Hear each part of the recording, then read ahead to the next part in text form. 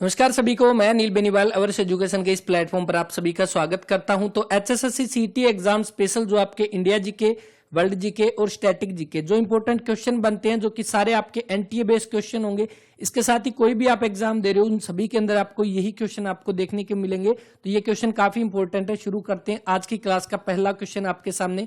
समुद्रगुप्त के इलाहाबाद स्तंभ शिलालेख जो वो किस भाषा के अंदर है? समुद्रगुप्त के बारे में आप सभी को पता है। देखो, समुद्रगुप्त के इलाहाबाद स्तंभ शिलालेख, समुद्रगुप्त जो है उसको क्या बोलते हैं? उसको भारत का नेपोलियन बोला जाता है, भारत का नेपोलियन। और ये कौन था समुद्रगुप्त? तो ये गुप्त वंश के अंदर जो आपका शासक था चंद्रगुप्त प्रथम, उसका पुत्र था चंद्रगुप्त। समुद्रगुप्त जो है जिसको भारत का नेपोलियन बोला जाता है। और क्यों बोला जाता है? क्योंकि इसने जितने भी युद्ध अपने जीवन के अंदर जीते थे ये सभी में जीता था। पहली बात तो ये हारा नहीं था। दूसरा, इसने पूरे भारत को अपना जीत लिया था और पूरे भारत के अंदर अपना साम्राज्य फैला लिया था। और इसी के बाद जो इतिहासकार V.A. स्मिथ जो उन्होंने इसको भारत का नेपोलियन जो है वो बोला था। तो इसका आप ध्यान रख सकते हैं। दूसरी बात, समुद्रगुप्त जो है इसका दरबारी कवि जो है वो कौन था? इसका दरबारी कवि, तो इसका दरबारी कवि जो है वो था हरिसेन, जिसके बारे में पहले भी क्वेश्चन आ चुका है। और हरिसेन ने जो एक स्तंभ शिलालेख की रचना की उसको बोला जाता है इलाहाबाद स्तंभ शिलालेख, या इसको बोलते हैं इलाहाबाद प्रशस्ति लेख। ये किसके द्वारा लिखा गया? ये लिखा गया हरिसेन के द्वारा। और इसके अंदर किसका वर्णन है? इसके अंदर जो समुद्रगुप्त ने अपने जीवन के अंदर जितने भी विजय अभियान जो चलाए थे, इसके साथ ही गुप्त साम्राज्य का जो सीमा का विस्तार जो किया गया था, उस सभी के बारे में वर्णन जो इस शिलालेख के अंदर किया गया है। अब इसमें यह पूछा है कि ये किस भाषा के अंदर है? तो ये संस्कृत भाषा के अंदर हो जाएगा। ऑप्शन नंबर बी जो इसका आपका वो राइट आंसर है। नेक्स्ट देखो, प्रथम भारतीय उपग्रह जो कि आर्यभट्ट के नाम से जाना जाता है, इसका प्रक्षेपण किया गया था, किसके द्वारा किया गया था? तो पहली बात तो आपको यह ध्यान रखना है कि आर्यभट्ट जो है ये आपका कौन सा, तो भारत का पहला सैटेलाइट, भारत का प्रथम भारतीय उपग्रह आप इसको कह सकते हो। ये भी पूछेगा तब बताना है, आर्यभट्ट बनेगा। दूसरा, कब इसको लॉन्च किया गया? तो 19 अप्रैल 1975 को इसको लॉन्च किया गया। किसके द्वारा किया गया? तो इसको किया गया सोवियत यूनियन के द्वारा, इसका प्रक्षेपण किया गया। Option number B. और बनाया किसने था इसको बनाया था इसरो के द्वारा। इसरो ने इसको बनाया था और इसका प्रक्षेपण किया गया था सोवियत यूनियन के द्वारा। तो ये आप इसके बारे में ध्यान रख सकते हैं। इसरो की जब बात हुई है तो इसरो की आप सभी को फुल फॉर्म पता है, क्या हो जाएगी? Indian Space Research Organisation. ठीक है, ये इसकी फुल फॉर्म। दूसरी बात, इसकी स्थापना आपकी कब होती है? तो इसकी स्थापना आपकी 15 अगस्त 1969 को इसकी स्थापना होती है। और अभी वर्तमान में इसके चेयरमैन जो है वो कौन है? चेयरमैन बिल्कुल आप बता सकते हो, श्रीधर P. सोमनाथ इसके अभी वर्तमान के अंदर चेयरमैन है, सोमनाथ। ठीक है, इसके बाद देखो नेक्स्ट आपके सामने क्वेश्चन रहेगा। और इसरो का हेडक्वार्टर कहां पर है? बेंगलोर के अंदर। सिडबी का मुख्यालय जो है वो कहां है? सिडबी का मुख्यालय पूछा गया। सबसे पहली बात, सिडबी की फुल फॉर्म बताओ क्या हो जाएगी? Small industries development. उसके बाद कौन सा? बैंक ऑफ इंडिया, ये इसकी फुल फॉर्म बनेगी। अब उसके बाद इसकी स्थापना अगर आपसे पूछ ले कब होती है, तो 2 अप्रैल 1990 को इसकी स्थापना की जाती है। हेडक्वार्टर पूछे तो उत्तर प्रदेश के लखनऊ के अंदर इसका आपका हेडक्वार्टर रहेगा। ऑप्शन नंबर डी इसका जो है वो राइट आंसर है। एसबीआई की बात की जाए तो एसबीआई का आपका हेडक्वार्टर कहां पर? मुंबई में हो जाएगा। भारत की बात करें तो भारत की पहली राजधानी 1911 तक कोलकाता हुआ करती थी, लेकिन 1911 का जो दिल्ली दरबार लगा था उसके बाद भारत की जो राजधानी है उसको कलकत्ता से नई दिल्ली जो वो शिफ्ट कर दिया गया था। नेक्स्ट देखिए, राष्ट्रीय सांख्यिकी दिवस जो वो आपका कब मनाया जाता है? तो राष्ट्रीय सांख्यिकी दिवस आपका कब मनाया जाता है? पहली बात ये तो 29 जून को मनाया जाता है। आपके यहां से 2 क्वेश्चन बनते हैं। एक तो राष्ट्रीय सांख्यिकी दिवस आपसे पूछेगा, दूसरा आपसे ये पूछेगा कि विश्व सांख्यिकी दिवस आपका कब मनाया जाता है? विश्व सांख्यिकी दिवस, तो जब राष्ट्रीय की बात की गई भारत की तब तो 29 जून आपका राइट आंसर रहेगा। लेकिन विश्व की जब बात की जाए तो 20 अक्टूबर को आपका विश्व सांख्यिकी दिवस जो है वो मनाया जाता है। इसके अलावा आपसे ये पूछा भी वर्तमान में जो सांख्यिकी मंत्री जो है वो कौन है, यानी कि जो सांख्यिकी और कार्यक्रम कार्यान्वयन मंत्री जो है वो कौन हो जाएंगे? तो इससे जुड़े हुए मंत्री है वो हरियाणा से संबंधित है, जिनका नाम रहेगा राव इंद्रजीत सिंह। और ये राव इंद्रजीत सिंह जो कि कहां से आपके जीते थे? गुरुग्राम से। ठीक है, गुरुग्राम से संबंधित राव इंद्रजीत सिंह जो आपके अभी मंत्री है, सांख्यिकी मंत्री केंद्र के अंदर। तो इसका आप ध्यान रख सकते हैं। 29 जून को राष्ट्रीय सांख्यिकी दिवस आपका मनाया जाता है। इसके बाद नेक्स्ट है आपके सामने कि निम्न में से कौन सी एक भारत की पश्चिमतम प्रवाह नदी नहीं है? पश्चिमतम प्रवाह का मतलब कि वो नदी जो पश्चिम की तरफ आपकी नहीं बहती। अगर हम इंडिया की मैप की बात करें इस तरह से, ठीक है, एक रफली सा हम बना लेते हैं इस तरह से। ठीक है, इस तरह से एक अब रफली सा हमने एक बना लिया। तो इस तरह से अगर हम मैप की बात करें तो पश्चिमतम प्रवाह का मतलब कि जो नदी आपकी इस साइड नहीं जाती, यानी कि आपका पश्चिम साइड इस साइड पड़ेगा, ठीक है, इस साइड आपकी नहीं जाती, वो आपकी कौन सी बनेगी? वो ऑप्शन देखो, सबसे पहली बात हमने पढ़ा था किसके बारे में? ताप्ती और नर्मदा के बारे में। ये वो दो नदियां हैं जो आपकी डेल्टा नहीं बनाती। कई बार एग्जाम में पूछा गया कौन सी नदियां आपकी डेल्टा नहीं बनाती, तो नर्मदा और ताप्ती। अब ये दोनों नदियां आपकी कहां पर जाती है? ये जाती है आपकी खंबात की खाड़ी में, इस डायरेक्शन के अंदर, ठीक है। यहां पर आपकी खंबात की खाड़ी पड़ती है, तो खंबात की खाड़ी के अंदर जाकर गिरती है कौन सी? आपकी ताप्ती और नर्मदा। माही नदी ये भी खंबात की खाड़ी में आकर गिरती है इसी साइड, ठीक है। ये पश्चिमतम मतलब कि पश्चिम की तरफ आपकी प्रवाह करती है, तो बिल्कुल आपका ताप्ती, नर्मदा और माही ये तीनों की तीनों पश्चिम की तरफ जाती है। तो कावेरी कहां जाती है? ये जाती है बंगाल की खाड़ी की तरफ। कहां पर? बंगाल की खाड़ी में। तो इसका आपका राइट आंसर कौन सा बनेगा? Option number D. कावेरी जो है वो आपकी बंगाल की खाड़ी में गिरती है, लेकिन ताप्ती, नर्मदा और माही तीनों की तीनों आपकी खंबात की खाड़ी में जाकर गिरती है। नेक्स्ट देखो, नेक्स्ट है कि मौलिक अधिकारों को लागू करने के लिए न्यायालय जारी कर सकता है मौलिक अधिकार। सबसे पहली बात, मौलिक अधिकार जो है वो भारत के संविधान के किस भाग में है? तो भाग 3 के अंदर आपके मौलिक अधिकार है। आर्टिकल आपसे पूछे कौन सा? तो आर्टिकल 12 से लेकर 35 तक मौलिक अधिकारों का वर्णन किया गया है। इसके बाद आपसे ये पूछेगा कि हमने मौलिक अधिकारों को कहां से लिया? तो अमेरिका से हमने मौलिक अधिकारों को अडॉप्ट किया गया है। मौलिक अधिकार अमेरिका में थे, उसी अकॉर्डिंग हमने इसको अपनाया था। तो ये मौलिक अधिकारों के बारे में आप ध्यान रख सकते हैं। इसने ये पूछा कि मौलिक अधिकारों को लागू करने के लिए न्यायालय क्या जारी कर सकता है? तो क्या जारी कर सकता है?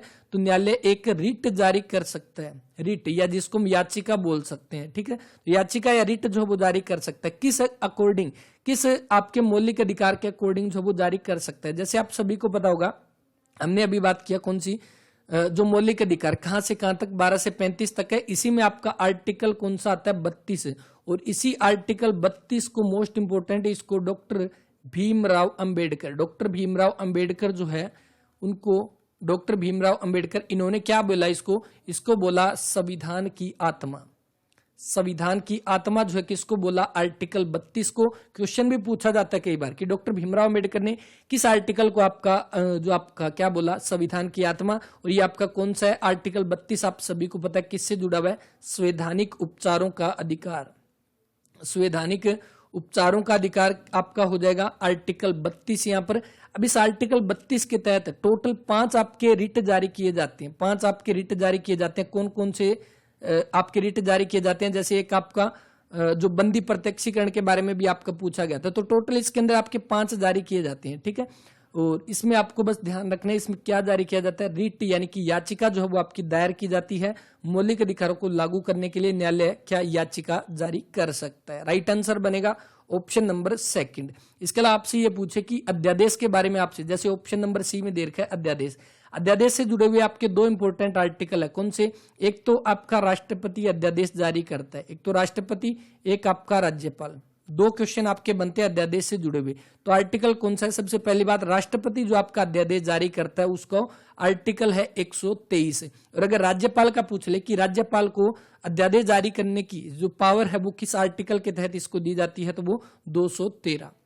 दोनों मिलते हुए देखो, राष्ट्रपति, राज्यपाल, इसमें 1 2 3, इसमें 2 1 3, ठीक है। तो इस तरह से आप आर्टिकल ये दोनों के दोनों इसको याद रख सकते हो। नेक्स्ट देखो, नेक्स्ट आपके सामने क्वेश्चन दिया गया कि भारत सरकार का संवैधानिक प्रमुख कौन होता है?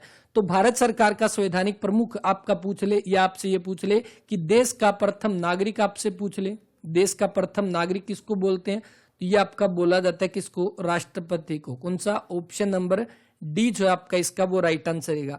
राष्ट्रपति की जब बात की जाती है तो अभी किस आर्टिकल के तहत? सबसे पहले आर्टिकल 52 के अंदर जो वो आर्टिकल 52 के अंदर किसका जिक्र है? राष्ट्रपति का जिक्र है। वहीं पे एक इंपॉर्टेंट आर्टिकल, आर्टिकल 61वां, ये तो एक आर्टिकल 52 हो गया ना, ये एक आर्टिकल है 61वां जो कि किससे जुड़ा हुआ है? इम्पीचमेंट से आपका जुड़ा हुआ है। इम्पीचमेंट यानी कि जो आपका किससे जुड़ा हुआ है? महाभियोग से जुड़ा हुआ है। महाभियोग यानी कि जो आपकी एक प्रोसेस होता है जिसके तहत राष्ट्रपति को उसके पद से हटाया जाता है, ये आपका आर्टिकल 61 के तहत। और इसी राष्ट्रपति को बोला जाता है देश का प्रथम नागरिक, या भारत सरकार का संवैधानिक प्रमुख भी इसको बोला जाता है। अभी वर्तमान में अगर आपसे पूछे कौन है, तो अभी वर्तमान में 14वें नंबर के आपके है कौन? रामनाथ कोविंद। और ये रामनाथ कोविंद चौथे नंबर के हैं। ये किस राज्य से आपके बिलोंग करते हैं? तो ये रामनाथ कोविंद जो उत्तर प्रदेश से आपके बिलोंग करते हैं, उत्तर प्रदेश से। वैसे इनका जन्म आजादी से पहले हुआ था, तो आप वैसे भी बता सकते हो। देखो उत्तर प्रदेश से ये संबंधित है। जैसे अपना एग्जाम के अंदर पूछा गया था कि हरियाणा के राज्यपाल जो बंडारू दत्तात्रेय जो है वो किस राज्य से बिलोंग करते हैं? तेलंगाना से। तो ये पूछा था, तो इसीलिए आपको इसका भी ध्यान रखना कि रामनाथ कोविंद कहां से, उत्तर प्रदेश से बिलोंग करते हैं। राइट आंसर बनेगा ऑप्शन नंबर डी। बाकी ऑप्शन में देखो लोकसभा अध्यक्ष, तो अभी वर्तमान के अंदर भारत के अंदर कौन सी लोकसभा चल रही है? तो वो 17वीं लोकसभा जो है वो चल रही है। और इस 17वीं लोकसभा के अभी अध्यक्ष जो है वो कौन है? तो 17वीं लोकसभा के अध्यक्ष है ओम बिरला। ठीक है, ओम बिरला जो है वो भी 17वीं लोकसभा के अध्यक्ष है। वित्त मंत्री का आपसे पूछ ले कि अभी वर्तमान में वित्त मंत्री कौन है, तुम बात कर चुके हैं पहले भी, निर्मला सीतारमन अभी वर्तमान में भारत की वित्त मंत्री है। और महान्यायवादी का आपसे पूछ ले, यानी कि अटॉर्नी जनरल के बारे में आपसे पूछे तो अटॉर्नी जनरल के बारे में आप बता सकते हो। अटॉर्नी जनरल, या जिसको हिंदी में आपका क्या बोल सकते हैं, महान्यायवादी बोल सकते हैं। किस आर्टिकल के तहत आता है? आर्टिकल 76। अभी वर्तमान के अंदर भारत के 15 में जो आपके महान्यायवादी अटॉर्नी जनरल के पद पर कौन है? वो है के वेणुगोपाल। के वेणुगोपाल आर्टिकल 76 के तहत अटॉर्नी जनरल के पद पर 15वें नंबर के अभी है भारत के अंदर। तो इसके बारे में भी आप ध्यान रख सकते हो। और अटॉर्नी जनरल आपका क्या होता है? भारत का मुख्य कानूनी सलाहकार। भारत का मुख्य कानूनी सलाहकार। आपसे ये पूछेगा भारत का मुख्य कानूनी सलाहकार कौन होता है? सुप्रीम कोर्ट का जज, इस तरह के कुछ ऑप्शन दिए होंगे, तो आपको ध्यान रखना है अटॉर्नी जनरल, या जिसको महान्यायवादी जो आपका बोला जाता है, वो भारत का मुख्य कानूनी सलाहकार जो है वो होता है। ठीक है, इसके बाद नेक्स्ट आपके सामने क्वेश्चन जो दिया गया है कि कैबिनेट मिशन जो भारत का है, पहले आ चुका है क्वेश्चन। कैबिनेट मिशन 1946 के अंदर ये भारत में आता है और इसके अध्यक्ष जो है वो कौन थे? Pethick Lawrence. शायद पिछले में शायद बाई मिस्टेक गलत बताया गया था। पैथिक लॉरेंस जो है इसके आपके अध्यक्ष हो जाएंगे कैबिनेट मिशन के। और इसमें स्टेफोर्ड क्रिप्स भी था जो कि क्रिप्स मिशन के अध्यक्ष थे। और इसके अलावा अलेक्जेंडर जो है, ये टोटल 3 सदस्य इसके अंदर आए थे। राइट आंसर बनेगा ऑप्शन नंबर सी यहाँ पर। नेक्स्ट देखिए, नेक्स्ट आपके सामने की IR-20 एक महत्वपूर्ण किस्म है किसकी? तो IR-20 जो है ये आपकी किसकी एक वैरायटी हो जाएगी? तो ये धान की आपकी वैरायटी हो जाएगी। ऑप्शन नंबर डी, धान की, या जिसको राइस की आप कह सकते हो। अब धान की, अब आपके सामने 4 ऑप्शन है। देखो, एक तो गेहूं, एक बाजरा, एक ज्वार, एक धान। अब बताओ इनमें से रबी की फसल कौन सी है और खरीफ की फसल कौन सी है? पहले वीडियो को पॉज करके बताओ। और जैसे आप इस तरह के क्वेश्चन करोगे ना, अगर आप पॉज करके एक बार सोचोगे कि कौन सी गेहूं आपकी किसकी है या बाजरा आपकी किसकी है, तो उसी तरह से चीजें याद होगी। देखो, रबी आपकी, अगर आपसे देखे कि रबी की फसल आपकी जैसे गेहूं है, जैसे आपकी सरसों है, ये आपकी रबी की फसल के अंतर्गत आती है, लेकिन ये तो आपकी होगी रबी की। ठीक है, और बाकी आपसे बाजरा पूछा हुआ है, बाजरा हो गया।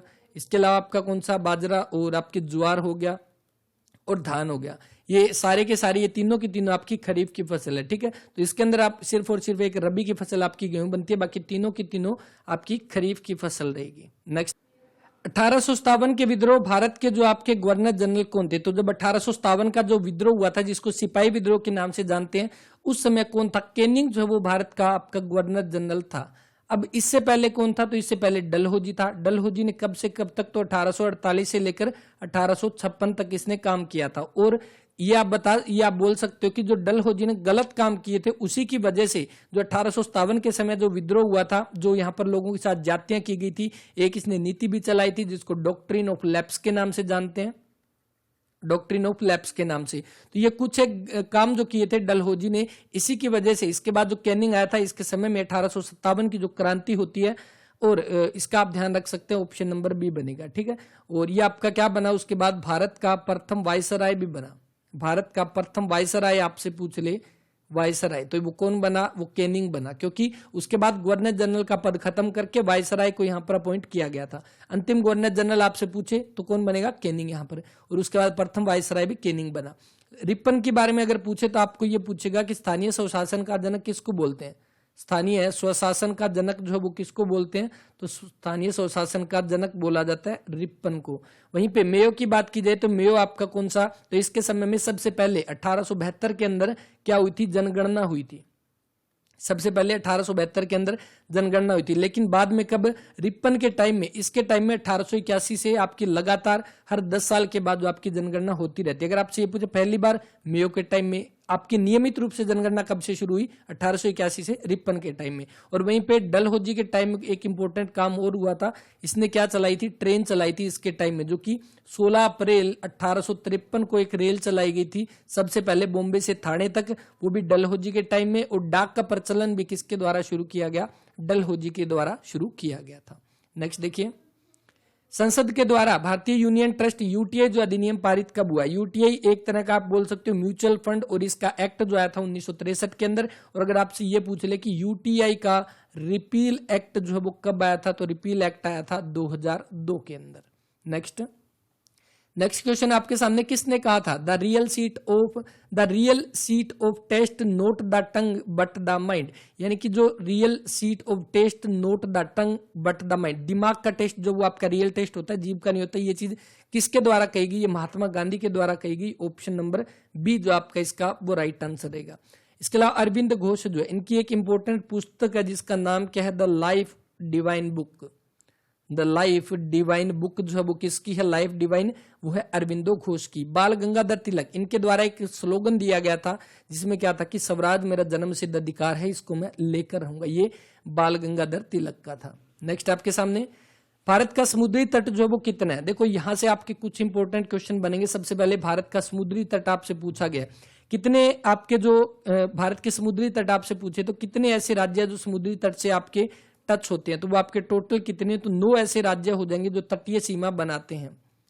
तटीय सीमा बनाने वाले टोटल कितने हैं? 9 राज्य हैं।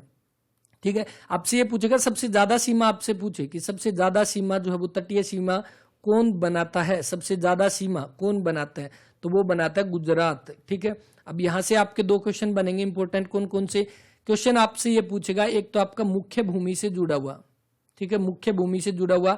एक आपका पूछेगा संपूर्ण भारत का, संपूर्ण भारत।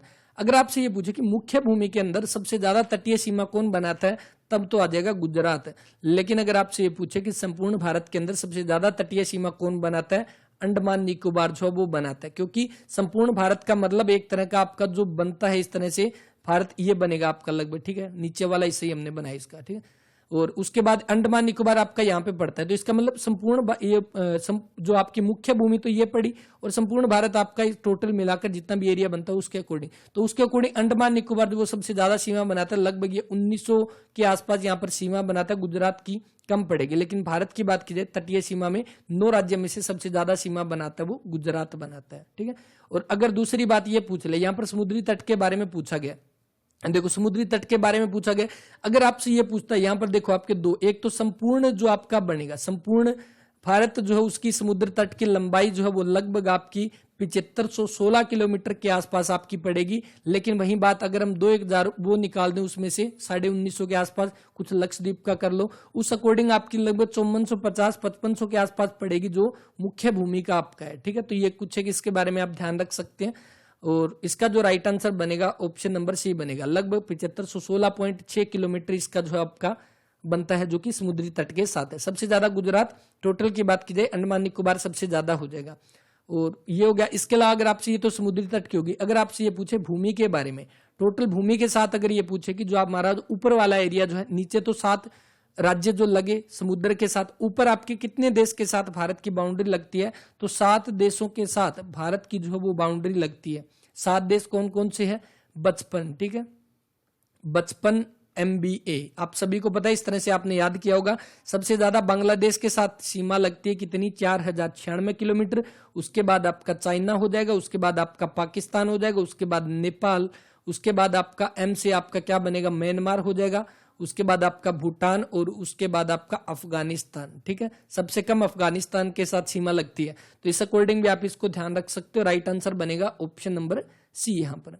इसके बाद नेक्स्ट, 1 साल के लिए राजस्व संग्रह करने का सरकार किस विधेयक के द्वारा करती है? तो 1 साल के लिए जो राजस्व संग्रह जो किया जाता है वो किस अकॉर्डिंग किया जाता है? तो राजस्व संग्रह करने का काम किया जाता है धन विधेयक के द्वारा।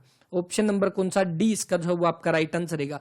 देखो अगर आपसे ये पूछ ले धन से जुड़ा हुआ कौन सा विधेयक होता है, वो आपका धन विधेयक होता है। आर्टिकल आपसे पूछे धन विधेयक का, आर्टिकल 110 होता है। ठीक है, और अगर आपसे ये पूछ रहे कि राजस्व, जो आपका राजस्व जो एकत्रित किया जाता है, संग्रह किया जाता है, वो भी धन विधेयक के द्वारा आपका किया जाता है। और इसके अलावा वित्त विधेयक का अगर आपसे पूछ ले, वित्त विधेयक का मतलब आपका होता है जो आगामी वर्ष जो आने वाला है उसके लिए जो खर्च करना जो है वो आपका जुड़ा हुआ है वित्त विधेयक से, या आप बोल सकते हो राजस्व व्यय से जुड़ा हुआ, खर्च से जुड़ा हुआ आपका वित्त विधेयक। ठीक है, तो इसके बारे में दोनों में आई थिंक कंफ्यूजन नहीं होगी। अभी राइट आंसर बना ऑप्शन नंबर डी, धन विधेयक। अब धन विधेयक जो वो सबसे पहले कहां पर लाया जाता है, तो धन विधेयक सबसे पहले बात ये इसको केवल और केवल लोकसभा में इसको प्रस्तुत किया जाता है। धन विधेयक आपका संबंधित है लोकसभा से। उसके बाद राष्ट्रपति जो इसको राष्ट्रपति, सबसे पहले राष्ट्रपति की अनुमति ली जाती है, उसके बाद इसको लोकसभा के अंदर इसको लाया जाता है और उसके बाद राज्यसभा में इसको भेजा जाता है। राज्यसभा के पास टोटल 14 दिन होते हैं, 14 दिन तक वो इसको रोक कर रह सकता है, रोक कर रख सकते हैं इसको,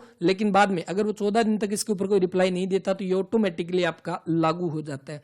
यानी कि इसके ऊपर आप ये बता सकते हो कि धन विधेयक है या नहीं, ये कौन डिसाइड करता है, ये लोकसभा का अध्यक्ष जारी करता है और लोकसभा का अध्यक्ष जो है उसी का अंतिम निर्णय जो है वो होता है कि इसके ऊपर, धन विधेयक के ऊपर। ठीक है, और एक बार जब ये आपका लागू हो गया उसके बाद राष्ट्रपति इसके ऊपर पुनर्विचार भी नहीं कर सकता।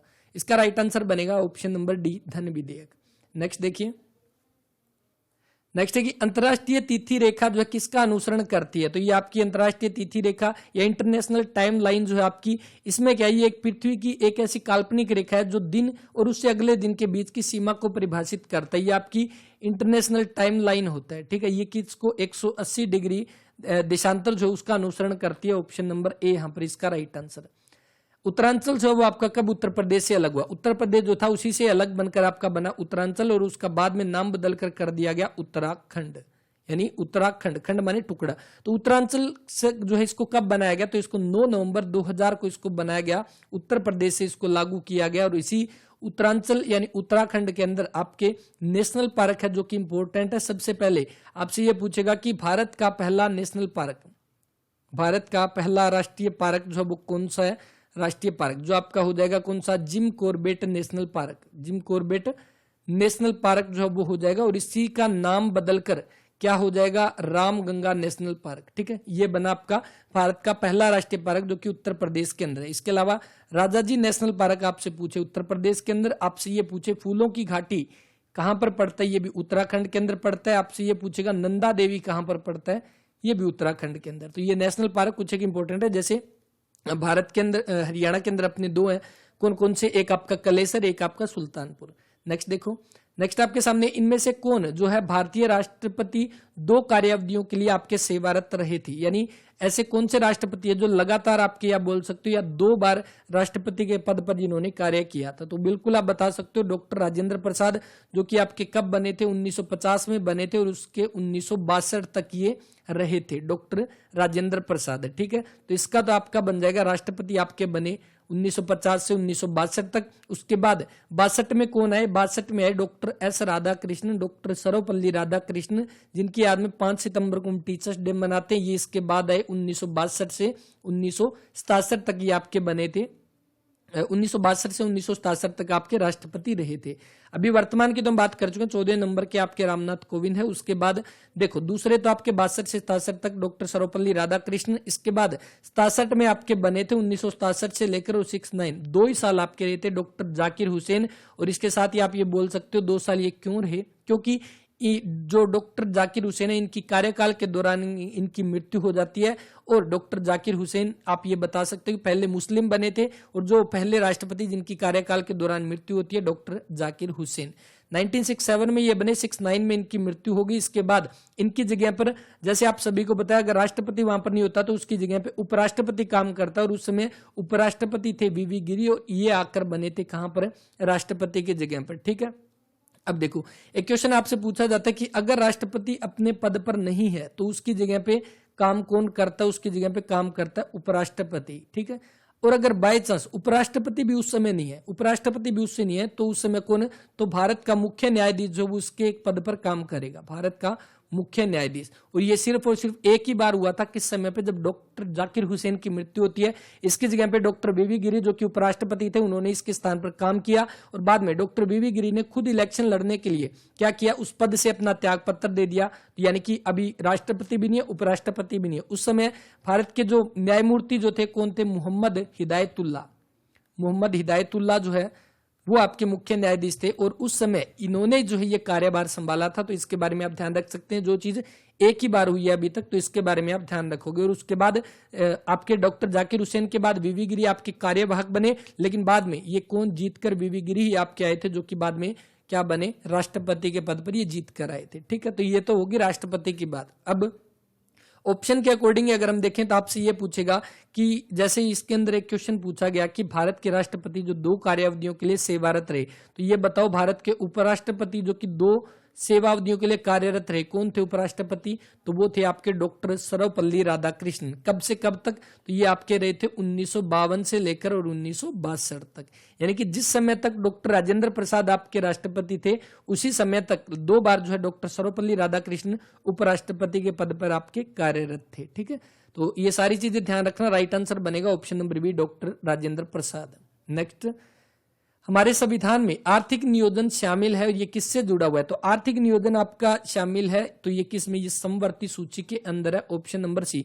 भारत के जो संविधान के अंदर आपकी 7वीं अनुसूची जो है, और टोटल अनुसूची कितनी, मूल संविधान के अंदर आपकी 8 अनुसूची थी, अभी वर्तमान के अंदर टोटल कितनी, तो 12 अनुसूची है। और इन 12 अनुसूची में जो 7वीं अनुसूची जो है उसके अंदर आपकी लिस्ट दी गई है। लिस्ट कौन कौन सी, एक तो आपकी संघ सूची यानी कि जिसको यूनियन लिस्ट बोलते हैं, दूसरी आपकी राज्य सूची यानी कि जिसको स्टेट लिस्ट के नाम से हम जानते हैं, और तीसरा समवर्ती सूची यानी कि जिसको कॉन्करेंट लिस्ट के नाम से जिसको जानते हैं। अब संघ सूची का मतलब जिसके ऊपर संघ यानी कि जो केंद्र जो है वो कानून बनाता है।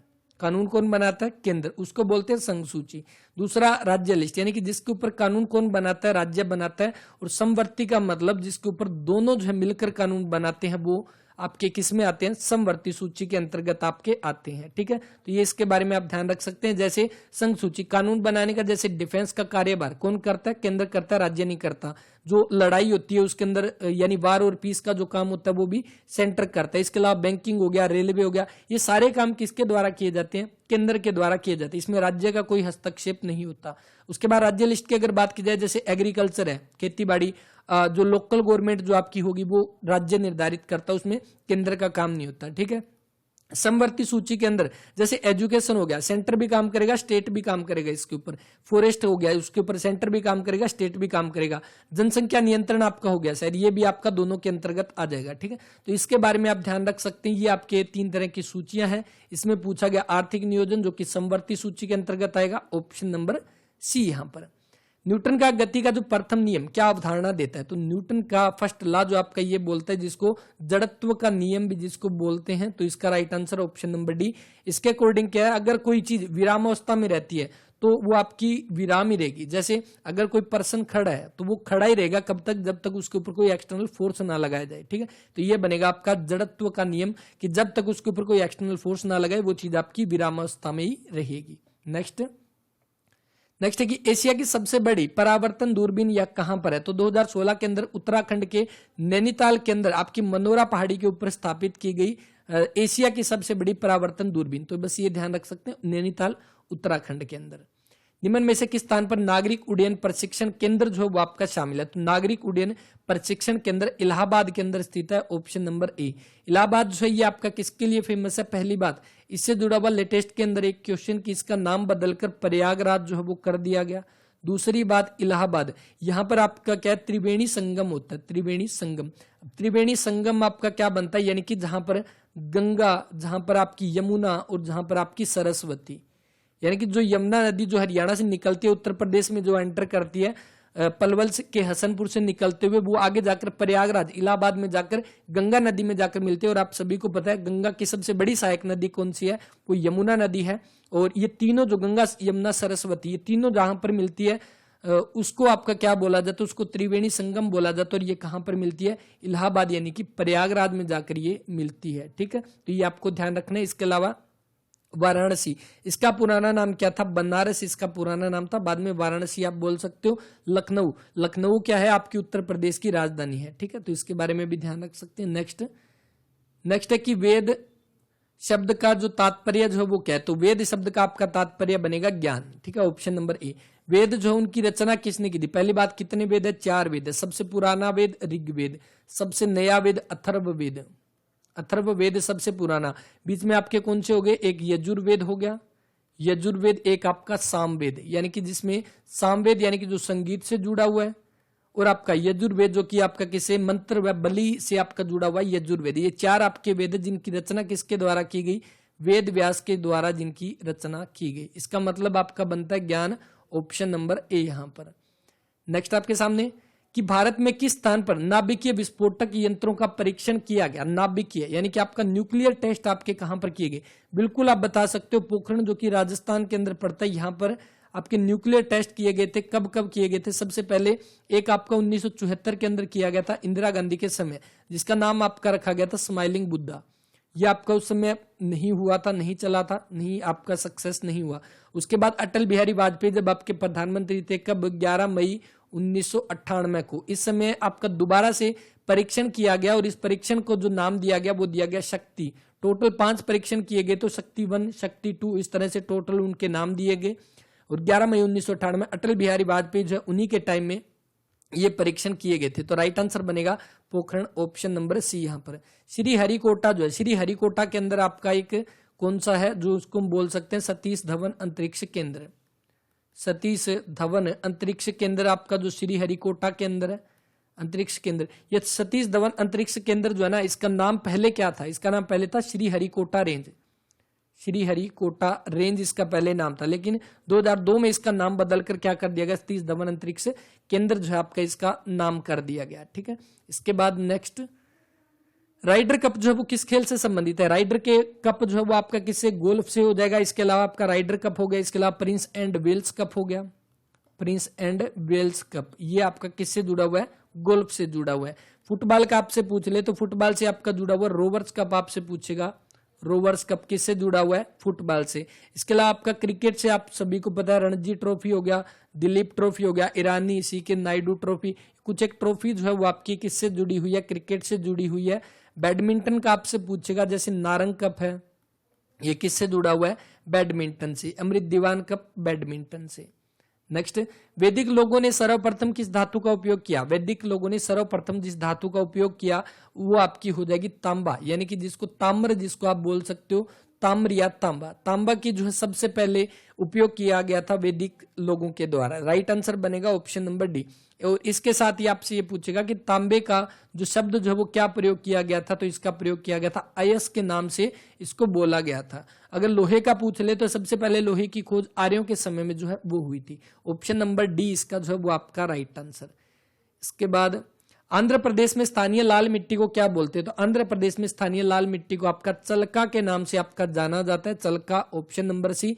इसके अलावा ऊसर का मतलब आपका क्या होता है, ऊसर का मतलब आपका होता है जो कि बंजर भूमि होती है, बंजर भूमि या जो आपकी कृषि के योग्य नहीं होती उसको ऊसर बोलते हैं।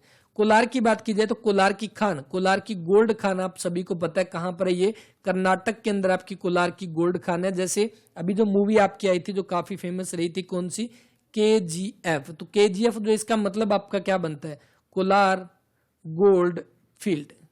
ठीक है, कोलार गोल्ड फील्ड ये कहां पर है, कोलार गोल्ड फील्ड यानी कि KGF जो कि आपकी कहां पर है, कर्नाटक के अंदर आपकी सोने की खान आप जिसको बोल सकते हो, ये आपकी वहां पर पड़ेगी। ठीक है, तो ये ध्यान रख सकते हैं। तो इस क्लास में हम इतने करेंगे। उम्मीद करता हूं क्लास आपको अच्छी लगी होगी।